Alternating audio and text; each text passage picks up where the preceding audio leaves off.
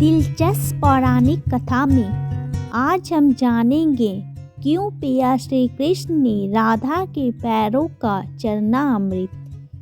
चरणामृत से संबंधित एक पौराणिक कथा काफ़ी प्रसिद्ध है जो हमें श्री कृष्ण एवं राधा जी के अटूट प्रेम की याद दिलाती है।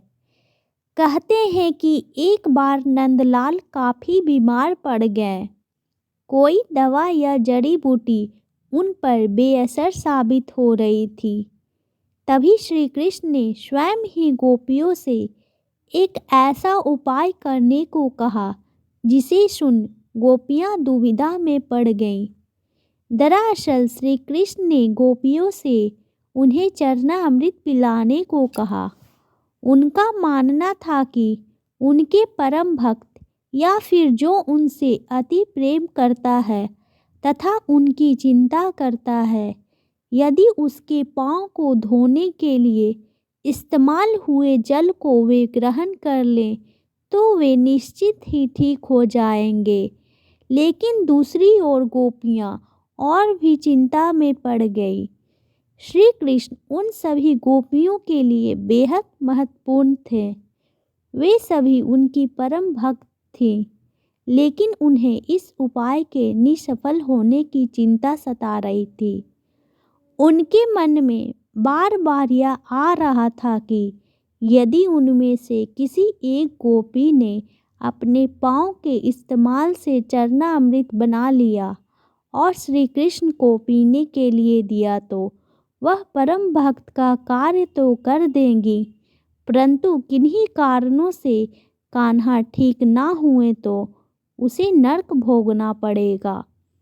अब सभी गोपियां व्याकुल होकर श्री कृष्ण की ओर ताक रही थीं और किसी अन्य उपाय के बारे में सोच ही रही थी कि वहां कृष्ण की प्रिय राधा आ गई।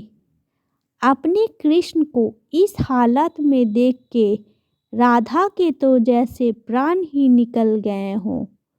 जब गोपियों ने कृष्ण द्वारा बताया गया उपाय राधा को बताया तो राधा ने एक क्षण भी व्यर्थ करना उचित न समझा और जल्द ही स्वयं के पांव धोकर चरणामृत तैयार कर श्री कृष्ण को पिलाने के लिए आगे बढ़ी। राधा जानती थी कि वे क्या कर रही है। जो बात अन्य गोपियों के लिए भय का कारण थी, ठीक वही भय राधा के मन में भी था। लेकिन कृष्ण को वापस स्वस्थ करने के लिए वह नरक में चले जाने को भी तैयार थी।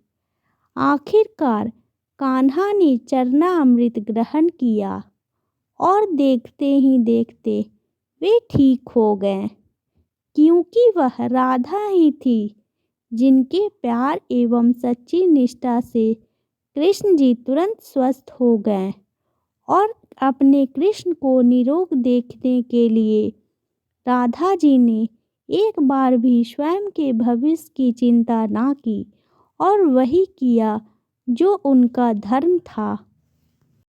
Please like and subscribe my channel.